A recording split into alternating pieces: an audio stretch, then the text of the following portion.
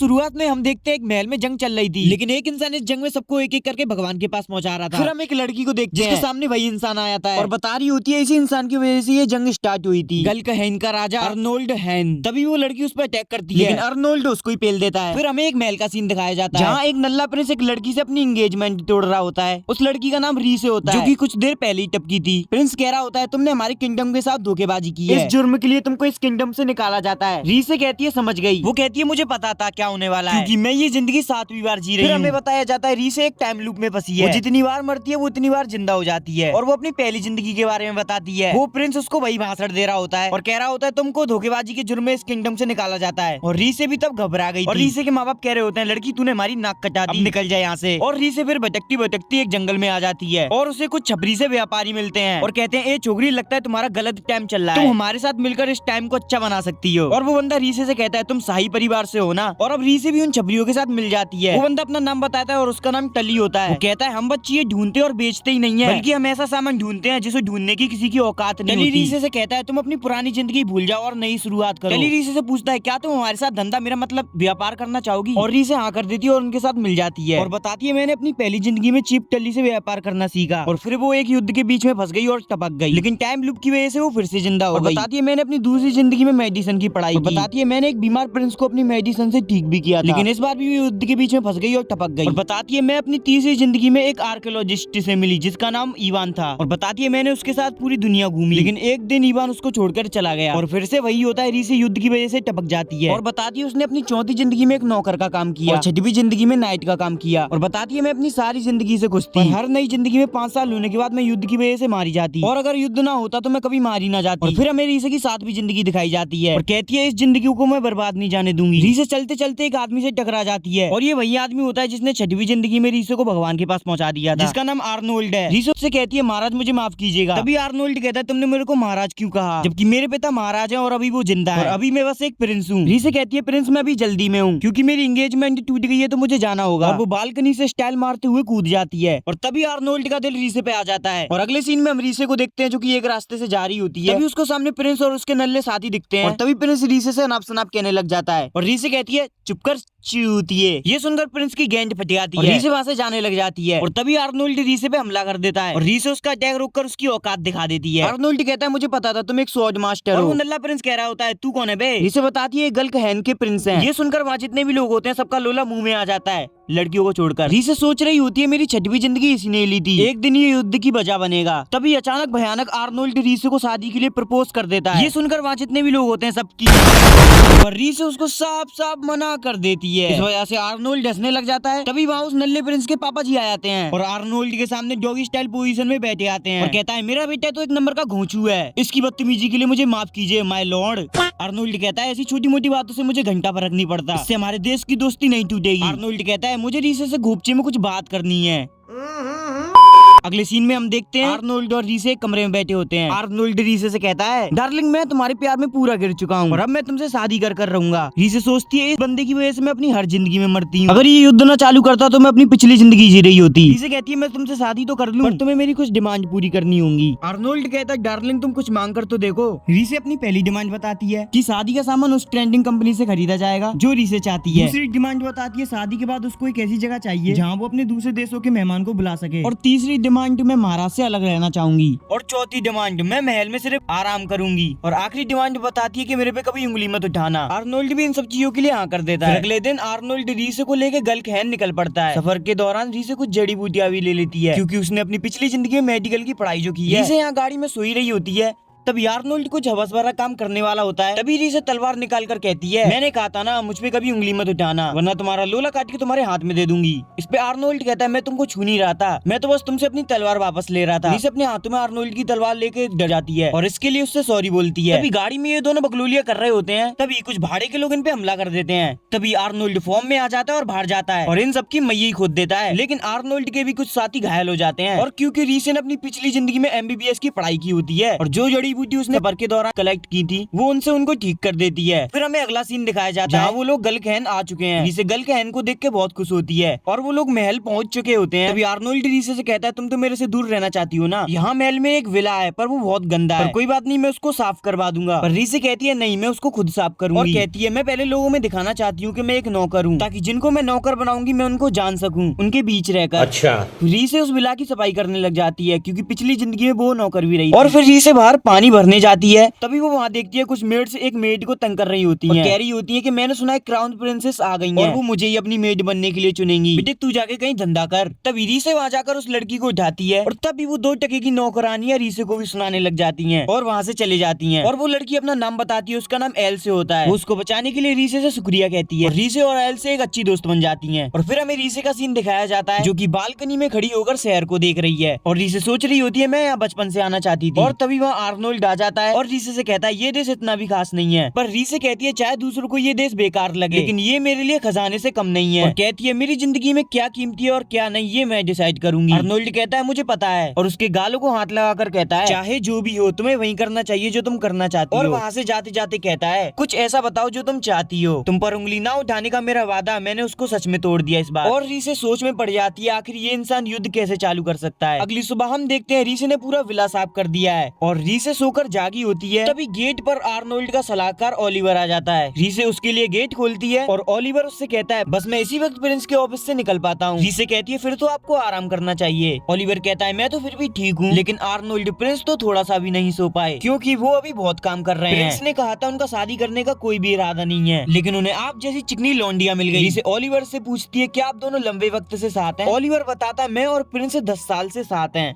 इस पे रीसे चौंक जाती है और ओलिवर से पूछती है फिर तो आपको पता होगा वो मुझसे शादी क्यों करना चाहते हैं। ओलिवर कहता है पहले तो मैं भी हैरान था, हालांकि मैंने प्रिंस को कभी इतना खुश नहीं देखा। ओलिवर कहता है मैं यहाँ बातें करने नहीं आया था, प्रिंस ने मुझे आपको वेडिंग सेरेमनी में आने वाले लोगों की लिस्ट देने को कहा है। और उसे एक और पेपर देता है जिसमें कल शाम की पार्टी में मौजूद लोगों की लिस्ट है। शाम की पार्टी का नाम सुनते रीसे चौंक जाती है। और फिर हम पार्टी वाली रात को देखते हैं आर्नोल्ड अपने ऑफिस में होता है। फिर रीसे दरवाजे पे आती है और आर्नोल्ड कहता है तुम अंदर आ सकती हो। तभी रीसे अंदर आती है और कहती है मैं आपसे कुछ मांगने आई हूँ, मुझे अपनी मेड खुद चुननी है। आर्नोल्ड कहता है तुम जो चाहे वो कर सकती हो और कहता है मुझे लगता है तुम्हें ओलिवर ने कुछ बताया नहीं है। आर्नोल्ड बताता है आज रात की पार्टी मतलब क्राउन प्रिंस को इस एम्पायर में शादी के लिए किसी लड़की की तलाश है, ये बस दिखावा करने के लिए किया जा रहा है। इस पे रीसे कहती है मैं आपकी प्रिंसेस हूँ, अब आराम से अपनी मंगेतर को पार्टी में ले जा सकते हैं। आर्नोल्ड कहता है लगता कोई रास्ता नहीं बचा है। और फिर हम पार्टी का सीन देखते हैं जहाँ सुधरी हुई बाप की बिगड़ी हुई औलादे आती हैं। रीसे आर्नोल्ड से कहती है ये पार्टी तो मेरी औकात से भी ज्यादा बाहर है। इस पे आर्नोल्ड कहता है ये तो बहुत छोटी सी पार्टी है। तभी आर्नोल्ड के पास कुछ मेहमान आते हैं और कहते हैं हम जैसे गरीबों को पार्टी में बुलाने के लिए शुक्रिया माय लॉर्ड। तब एक आदमी वहाँ अपनी बेटी को लेकर आता है और कहता है माय लॉर्ड प्लीज मेरी बेटी को अपनी सफर की कहानियाँ सुनाइए। तभी हमारा सिग्मा बॉय आर्नोल्ड कहता है मेरे पास तुम जैसी फटीचर लड़की को बताने के लिए कुछ नहीं है, लेकिन मुझे अपने सफर पर अपनी तकदीर मिल गई। जैसा कि आप देख सकते हो मैंने अपनी वाइफ ढूंढ ली है। ये सुनकर वहाँ जितनी भी लड़कियाँ होती हैं सब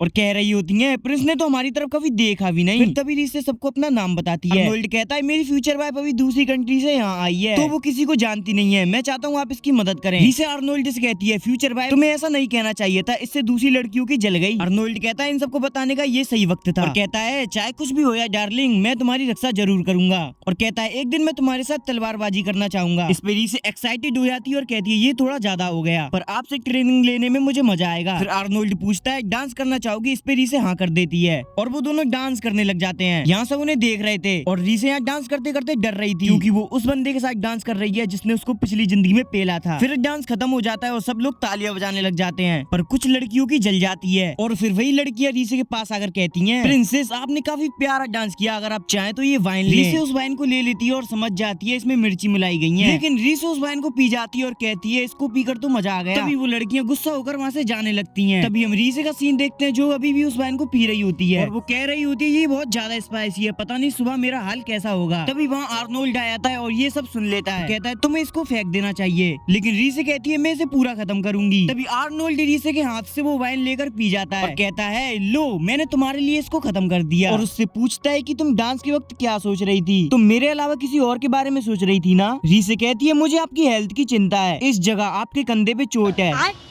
तभी आर्नोल्ड चौंक जाता है और रीसे को अपनी चोट दिखाता है और बताता है ये बहुत पुराना जख्म है। रीसे उसे देखकर डर जाती है और पूछती है ये जख्म कैसे आया, और आर्नोल्ड उसको कुछ नहीं बताता है और कहता है यहाँ ठंड बहुत है, हमें अंदर जाना चाहिए। तभी इसी वक्त हमें एक इंसान दिखाया जाता है जो ये सब सुनकर स्माइल कर रहा था। अगली सुबह हमें वही मेड दिखाई जाती है जो की बात कर रही होती है क्राउन प्रिंसेस जल्दी एक मेड को चुनेंगी, लेकिन मुझे नहीं लगता कि हमें चुना जाएगा। तभी वहाँ वो अकड़ू मेड की लीडर आ जाती है और उनसे जल्दी काम करने की कहती है, और हम रीसे को देखते हैं जो कि इन मेड की मदद करने के लिए कहती है, और वो मेड्स कहती हैं तुम फिर से पता नहीं तुम किस ग्रुप से हो, पर जल्दी काम करो। अब रीसे यहाँ इसलिए मेड बनी थी ताकि वो इन लोगों को अच्छे से जान सके, और अब वो सोचती है मुझे पता है अब मुझे किसे चुनना है, और अब मेड चुनने का दिन आ चुका है। और सारी मेड रीसे के विले में आ जाती है और वहाँ की सफाई को देखकर चौंक जाती है, और वो लड़की कह रही होती है आज तो मुझे ही चुना जाएगा। और तभी ओलिवर कहता है लेडी रीसे यहाँ आ रही है, और जैसे ही वो रीसे को देखती है सबकी गेंद फट जाती है। रीसे कहती है मैं नाम लेना शुरू करूंगी और जिसका नाम लूँ वो आगे आ जाना। रीसे 7 नाम लेती है जिसमें से एक नाम एल्से का भी होता है, लेकिन इस लड़की का नहीं होता। वो लड़की कहती है लेडी रीसे जिन्हें आपने मेड चुना है वो अभी नहीं है, हमें मेड बनने का ज्यादा एक्सपीरियंस है। तभी ओलिवर कहता चुप कर, अपनी औकात में रहो। रीसे ओलिवर से कहती है बोलने दो उसको। लड़की कहती है हम मेड के तौर पर ज्यादा काबिल हैं। रीसे उस लड़की का नाम लेती है, कहती है तुम डियाना हो ना, और कहती है आज से तुम मेड नहीं हो। डियाना जमीन पे बैठकर उदास हो जाती है। रीसे उससे कहती है जब तुम यहाँ पहली बार आई थी क्या तुम भी इतनी अच्छी तरीके से काम कर पाती थी। डियाना कहती है मेरे लिए चीजों को सीखना मुश्किल था, फिर भी मैं एक अच्छी मेड बन पाई। कहती है मैं उन लड़कियों जैसी नहीं हूँ। रीसे बोलती है तुम उन लड़कियों से काफी अलग हो। ये सुनकर डियाना शौक हो जाती है। रीसे बोलती है तुम्हारा जन्म एक अमीर घराने में हुआ था जहाँ तुम्हें एक अच्छी एजुकेशन मिली, लेकिन ऐसे लोग कम होते हैं जिनको ऐसी अच्छी एजुकेशन मिलती है। तुम कुछ लिख भी सकती हो और उसको पढ़ भी सकती हो, लेकिन तुम ऐसा नहीं कर पाती तो क्या होता है। डियाना को वो पल याद आने लग जाते हैं जहाँ वो सब पे हुक्म चलाती है। डियाना कहती है ऐसा इसलिए हुआ क्योंकि मैंने उनको अच्छे से सिखाया नहीं, और सबसे माफी मांगने लग जाती है। तभी एल्से और उसकी दोस्त डियाना को हौसला देने आते हैं। तभी रीसे कहती है डियाना मैं तुमसे कुछ पूछना चाहती हूँ, मैं इस ब्लॉक को नई मेड का ट्रेनिंग सेंटर बनाना चाहती हूँ। मैं चाहती हूँ वो हाउस होल्ड के साथ पढ़ना लिखना भी सीखे, वो काम के साथ पढ़ना लिखना भी सीखे, तो वो जहाँ भी जाए वो पढ़ाई उनके काम आएगी। रीसे डियाना से कहती है मैं चाहती हूँ तुम टीचिंग मटेरियल बनाने में मेरी मदद करो। डियाना कहती है मैंने आपको इतना बुरा भला कहा फिर भी। रीसे कहती है कोई बात नहीं, क्या तुम मेरी मदद करोगी। डियाना कहती है हाँ खुशी से। फिर हमें आर्नोल्ड का सीन दिखाया जाता है जहाँ ओलिवर उसको इन सारी बातों के बारे में बता रहा होता है, और फिर अगले सीन में हम देखते हैं डियाना अपना काम अच्छे से कर रही है, और रीसे एल्से से कहती है मुझसे मिलने आज कुछ व्यापारी आ रहे हैं, तो एल्से क्या तुम मुझको तैयार कर सकती हो। इस पे एल्से हाँ कर देती है और रीसे को तैयार कर देती है। फिर हम देखते हैं वो व्यापारी आ गया होता है जो कोई और नहीं वही बंदा होता है टली, जिसने रीसे को उसकी पहली जिंदगी में व्यापार करना सिखाया था। रीसे से पूछता है आपको हम जैसे छोटे व्यापारियों से क्या काम आ गया। रीसे कहती है मैं चाहती हूँ हमारी शादी का बंदोबस्त आप करें। इस पे टली कहता है प्रिंसेस हमारी कंपनी तो बहुत छोटी कंपनी है, इतनी बड़ी शादी की तैयारी करने की हमारी औकात नहीं है। रीसे कहती है क्या मैंने तुम्हारी जायदाद मांग ली। तभी टली रीसे से कहता है मुझे माफ कर देना प्रिंसेस, मेरे पास कुछ भी नहीं है जो मैं आपको बेच सकूं। रीसे पूछती है आप मेरे साथ डील क्यों नहीं कर सकते। टली बोलता है क्योंकि आप अभी इस डील के लिए तैयार नहीं है। रीसे ये सुनकर शौक हो जाती है। टली कहता है हो सकता है इस डील की वजह से आपको बहुत बड़ा लॉस झेलना पड़े। हमारी कंपनी छोटी जरूर है लेकिन हमने आप जैसे लोग बहुत देखे हैं, बल्कि हमारी कंपनी तो एक छोटी सी ट्रेंडिंग कंपनी है, लेकिन इसमें भी आप सबसे ज्यादा उतावली हो रही हैं। रीसे बोलती है आपको पता है ना ऐसा मौका बार बार नहीं आता। टली कहता है इसकी चिंता आप मत कीजिए, और टली रीसे की इतनी बेइज्जती करने के बाद वहाँ से आराम से चला भी जाता है।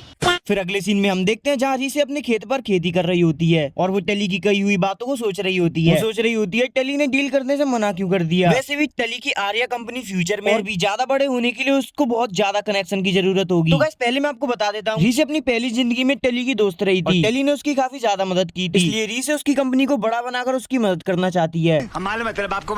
फिर हम रात के सीन को देखते हैं जहाँ टली और उसका दोस्त बात करते हुए बार में जा रहे होते हैं। जैसे ही वो बार में आते हैं उन्हें सामने रीसे मिलती है जिसने सभी लोगों को देसी पौवा पिलाकर उनकी हालत खराब कर दी है। टली रीसे को देखकर शौक हो जाता है क्योंकि रीसे ने अपने बालों का कलर बदल लिया था जिससे कोई उसको पहचान ना पाए। ये देखकर टली उसकी तारीफ करता है। रीसे बोलती है तो आप क्या कहते हो, क्या आप इस बालों के कलर को खरीदना चाहोगे। टली कहता है मुझे ये नहीं खरीदना क्योंकि मुझे यकीन है आपके पास इससे भी कई ज्यादा कीमती चीज होगी। टली कहता है ये बेकार की बात छोड़ो, हम सीधे पॉइंट पे आते हैं। मैं सोच रहा हूँ मुझे आपको कस्टमर नहीं पार्टनर बोलना चाहिए, तो पहले हम अपने प्लान को शेयर करेंगे। रीसे कहती है मुझे माफ करना, मैं आपको अपना प्लान नहीं बता सकती, लेकिन मैं एक बात कह सकती हूँ प्रॉफिट आपकी सोच से भी ज्यादा होगा, मुझे सिर्फ आपकी मदद चाहिए। टली फिर से कहता है देखिए मिस हमारी कंपनी बहुत छोटी है, अगर हम लोगों को एक बार लॉस हो जाए तो हमको उससे उभरने में बहुत टाइम लगता है। टली कहता है मैं किसी के ऊपर जल्दी भरोसा नहीं करता, और वो कुछ और भी कहने वाला होता है। रीसे कहती है वो अचीवमेंट के ऊपर ज्यादा भरोसा करते हो। इस पे टली बहुत ही ज्यादा शौक हो जाता है क्योंकि उसके मुंह की बात रीसे ने चुरा ली थी। और फिर रीसे बोलती है मैं अभी सोचती रहूंगी इस सिटी में कौन सा बिजनेस चलेगा, और जब हम देखेंगे कि मैंने क्या हासिल कर लिया तो फिर क्या आप मेरे प्रपोजल को एक्सेप्ट करेंगे। ये सुनकर टली का मुंह खुला रह जाता है और वो फिर कहता है मुझे ये शर्त मंजूर है, आपके पास 1 हफ्ते का टाइम है, मुझे दिखाइए कि आप क्या कर सकती हो। और फिर रीसे भी मान जाती है और जाते जाते टली को एक छोटी सी बोरी भी देती है और कहती है इसमें दवाई है, इस दवाई को इन नशेड़ियों को खिला देना, फिर आपको पता चलेगा क्या होगा। अगले सीन में हम रीसे को देखते हैं जो कि चुपके चुपके महल में घुस रही थी और जैसे ही वो अपने कमरे में जाती है वहाँ आर्नोल्ड बैठा हुआ मिलता है और रीसे उसे देखकर डर जाती है। तभी आर्नोल्ड कहता है मुझे पता है तुम्हारे बिजनेस प्रपोजल को रिजेक्ट कर दिया और आखिर चूतिए की हिम्मत कैसे हुई मेरी होने वाली पत्नी के प्रपोजल को रिजेक्ट करने की। मैं तुम्हारा यहाँ कब से इंतजार कर रहा था। और फिर वो खड़ा होकर रीसे के पास आने लगता है। रीसे बहुत ज्यादा डर जाती है और सोचती है आज तो मैं गई। आर्नोल्ड रीसे के पास आके कहता है इतनी देर रात तुम एक अनजान लड़की के साथ बाहर थी। रीसे डर के मारे कहती है मुझे माफ करना, मुझे पता है मैं आपकी फियांसे हूँ, मेरी हर हरकत की वजह से आपकी बेइज्जती हो सकती है। आर्नोल्ड कहता है मुझे इससे घंटा फर्क नहीं पड़ता, मैं बस पूछना चाहता हूँ तुम्हें कहीं चोट तो नहीं लगी। आर्नोल्ड बोलता है अब तुम कासल के बाहर जब भी जाओगी मैं तुम्हारे साथ ही जाऊंगा, मैं तुम्हारे हर काम में तुम्हारी मदद करूंगा। फिर आर्नोल्ड सोफे पे जाकर बैठ जाता है। अगले सीन में हम देखते हैं रीसे सूप बनाने की कोशिश कर रही होती है लेकिन रीसे को वो सूप अच्छा नहीं लग रहा होता है। लेकिन आर्नोल्ड जब उस सूप को पीता है कहता है मुझे ये अच्छा लग रहा है और वहाँ से जाने लगता है। लेकिन जाते जाते रीसे से पूछता है रीसे क्या तुम मेरे भाई से मिली। रीसे कहती है क्या आपका एक भाई भी है। नहीं मैं आपके भाई से नहीं मिली। आर्नोल्ड बोलता है अगर वो तुम्हारे सामने आ जाए तो उससे बात मत करना। फिर हम अगली सुबह का सीन देखते हैं जहाँ रीसे फिर से खेती करने जा रही होती है लेकिन रीसे अच्छे से सो नहीं पाई थी क्योंकि वो लाइब्रेरी में इस सिटी के बारे में पूरी रात भर पढ़ रही थी। पर जैसे ही वो अपने खेत की जगह पे देखती है वो शौक हो जाती है क्योंकि वहाँ पर एक लड़का आराम से सो रहा था। उस लड़के को देखकर रीसे के पीछे जो गार्ड होते हैं वो डर जाते हैं और रीसे से घर के अंदर जाने के लिए कहते हैं लेकिन उनकी आवाज से वो लड़का जाग जाता है और फिर बोलता है आप मेरी भाभी हो, आपसे मिलकर अच्छा लगा। ये बंदा आर्नोल्ड का भाई है। वो रीसे से बोलता है मैंने आपसे मिलने की बहुत कोशिश की पर मेरे भाई ने मुझे आपसे मिलने नहीं दिया। उसे देखकर रीसे बहुत शौक हो जाती है। वो लड़का बोलता है आप मेरे को देखकर ज्यादा टेंशन मत लीजिए, मेरा नाम थियोडोर है। रीसे सोचती है आर्नोल्ड ने मुझे इसके साथ बातें करने के लिए मना किया था लेकिन इसके बाद भी रीसे उसको ग्रीट करती है और बोलती है आपसे मिलकर अच्छा लगा और फिर वहाँ से जाने लग जाती है और जाते जाते थियोडोर के बारे में सोच रही होती है और अपने गार्ड से पूछती है क्या आप थियोडोर और आर्नोल्ड के बारे में कुछ जानते हो। लेकिन वो दोनों बहुत ज्यादा घबरा जाते हैं और कुछ भी नहीं बोलते। रीसे बोलती है अगर तुम दोनों को कोई दिक्कत है तो मुझे मत बताओ और फिर वहाँ से आगे जाने लग जाती है और सोच रही होती है मुझे आर्नोल्ड और थियोडोर के रिश्ते के बारे में जानना होगा। अगला सीन हम रात का देखते हैं। रीसे अपने कमरे के अंदर आती है लेकिन तभी वो अपने कमरे के साइड एक लेटर को देख पाती है। जैसे ही वो उस लेटर को पढ़ती है उसे पता चलता है आर्नोल्ड ने तो उसे आज रात 12 बजे कैपिल में बुलाया है। लेकिन उस लेटर को देखकर रीसे समझ जाती है ये लेटर आर्नोल्ड ने नहीं थियोडोर ने लिखा है। अगले सीन में हम देखते हैं रीसे रेडी होकर उस जगह पर आ चुकी है और बोलती है थियोडोर समा आपने मुझे यहाँ पर क्यों बुलाया है। थियोडोर बोलता है भाभी तो आप यहाँ पर आई गई। थियोडोर कहता है भाभी आप तो बहुत ही ज्यादा समझदार हो, आपको पता था कि वो लेटर मैंने लिखा था। रीसे फिर से पूछती है तुमने मुझे यहाँ पर क्यों बुलाया है। थियोडोर बोलता है तुम मेरे भाई के बारे में कुछ नहीं जानती और आज मैं आपको उनके बारे में बताने आया हूँ। जैसा कि आप जानती हो मेरे भाई को कुत्तों की तरह पेलने में लोगों को मजा आता है। रीसे सोचती है ये तो मुझे पता है। थियोडोर रीसे के पास आकर बोलता है मेरा भाई एक नंबर का मादर है क्योंकि उसने अपनी मदर को ही मार दिया और वो तुमको भी मार देगा। रीसे कहती है मुझे कुछ फर्क नहीं पड़ता। थियोडोर चौंक जाता है और बोलता है तुम समझ रही हो मैं क्या कह रहा हूँ। वहीं पर रीसे अपने मन में सोच रही थी फ्यूचर में तो वो अपने पापा को भी मार देगा। थियोडोर बोलता है मेरे भाई के साथ तुम खुश नहीं रहोगी। तभी रीसे बोलती है आपका स्वागत है आर्नोल्ड के सामने और हम देखते हैं वहाँ पर आर्नोल्ड आ गया होता है जिसे देखकर थियोडोर की तो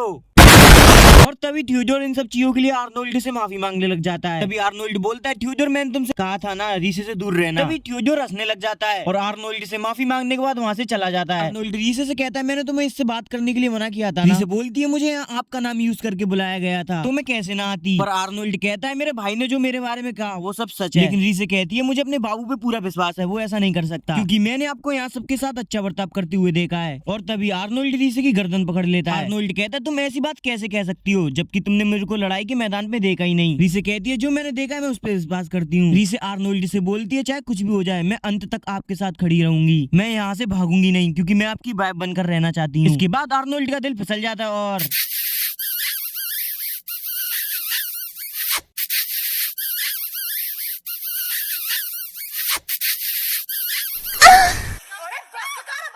और वो रीसे से बेवकूफ कहता है। अगले दिन सुबह हम देखते हैं रीसे कुछ काम कर रही होती है लेकिन रीसे अपने काम पे फोकस नहीं कर पा रही थी क्योंकि वो अपनी उस हसीन रात को बार बार याद कर रही थी। लेकिन तभी वहाँ एल से आती है और रीसे से बात करने लग जाती है। तभी वो रीसे के नाखून पे देखती है उस पे पेंट लगा था जो देखकर रीसे बोलती है ये वही प्रोडक्ट है जो मैं टली से डील करने वाली हूँ। ये नेल पेंट है, इनसे लड़कियों के हाथ और खूबसूरत लगते हैं। और फिर रीसे एलसे की भी पेंट लगाने लग जाती है और फिर वहाँ जितनी मेड होती है सब नेल पेंट लगाती है। डील करने का दिन आ जाता है और टली को रीसे का प्रोडक्ट बहुत अच्छा लगता है तो वो उससे डील डन कर देता है और कहता है अब से आर्या कंपनी आपके अंडर में काम करेगी। और फिर हमें अगला सीन दिखाया जाता है जहाँ वो सब लोग जा चुके हैं और रीसे बहुत थक चुकी होती है इसलिए अपने गार्ड से कहती है क्या तुम एल्से को बुला सकते हो। इस पे वो हाँ कर देते हैं। हम अगले सीन में देखते हैं जहाँ ओलिवर और एक गार्ड रीसे के कमरे की तरफ जा रहे होते हैं लेकिन जैसे वो वहाँ पहुंचते हैं वहाँ रीसे होती नहीं है। और फिर सीन शिफ्ट होता है थियोडोर की तरफ जहाँ हमें पता चलता है थियोडोर एक नंबर का भाभी चोद है क्योंकि उसी ने रीसे को यहाँ किडनैप किया होता है। और फिर हमें पता चलता है एल्से और रीसे का एक गार्ड थियोडोर के साथ ही होते हैं और यही इस वीडियो को पार्ट 1 खत्म होता है। और अगर तुम्हें इसका पार्ट 2 चाहिए तो भाई तुम्हें कमेंट में तो बताना ही पड़ेगा, और लाइक और सब्सक्राइब करोगे तो पार्ट 2 और जल्दी आएगा। तो मिलता हूँ अगली वीडियो में, तब तक के लिए बाय बाय।